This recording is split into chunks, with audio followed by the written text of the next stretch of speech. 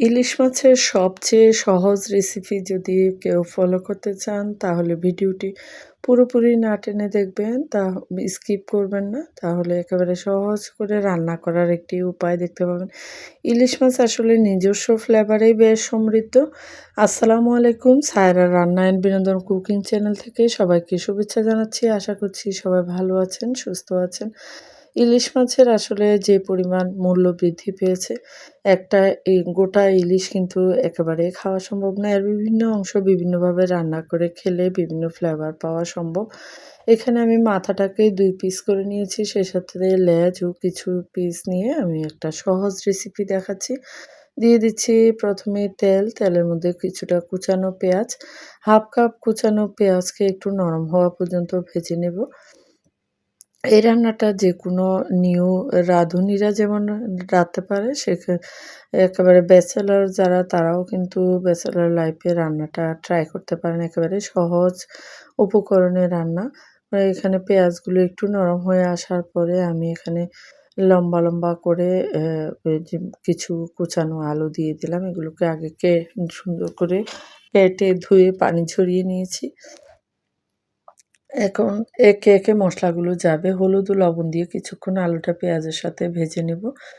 আর আসলে কষানোর উপরে যেকোনো রান্নার স্বাদ নির্ভর করে। খুব বেশিক্ষণ না, মোটামুটি ৩-৪ মিনিট কষিয়ে নেব হলুদ আর লবণ দিয়ে। তারপরে দিয়ে দিচ্ছি আদা বাটা, রসুন বাটা। আদা বাটা, রসুন বাটা এখানে ১ টেবিল চামচ করে দিয়েছি। মসলা আসলে ইলিশ মাছে খুব বেশি দিতে হয় না। মসলা ছাড়াও কিন্তু রান্না করা যায়। আমার YouTube চ্যানেলে বিভিন্ন ধরনের রান্নার রেসিপি রয়েছে। ইলিশ মাছের অ্যা সেই সাথে এগুলো যদি ফলো করেন সহজেই কিন্তু রান্না করতে পারবেন। এখানে ভাজা জিরার গুঁড়ো দিয়েছি ১/২ চা চামচ।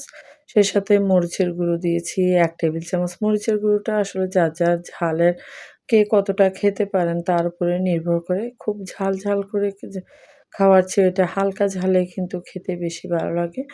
মসলাগুলো কিছুক্ষণ কষিয়ে নিয়ে তারপরে এখানে পানি এড করে দিলাম।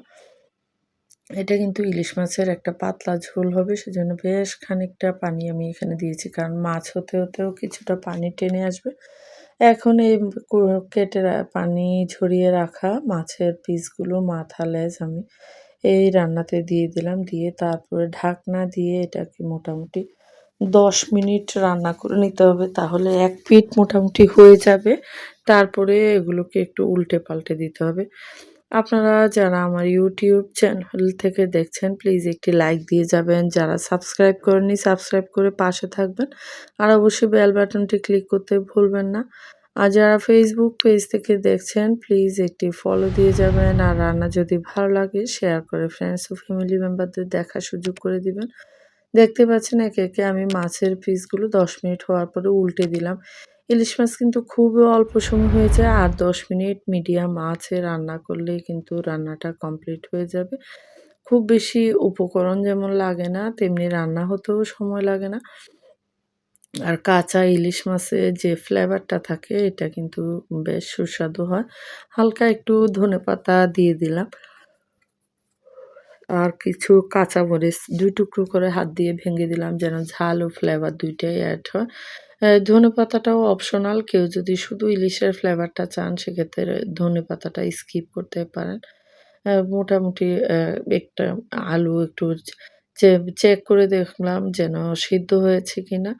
এ পর্যায়ে সিদ্ধ হওয়ার পরেই কিন্তু রান্নাটা শেষ। ইলিশ মাছগুলো সুন্দরভাবে ভেতরে সিদ্ধ হয়ে গেছে। লবণটা একটু চেখে দেখতে পারেন। কারো, কারো টেস্ট বার কিন্তু লবণ একেক ধরনের হয়ে থাকে।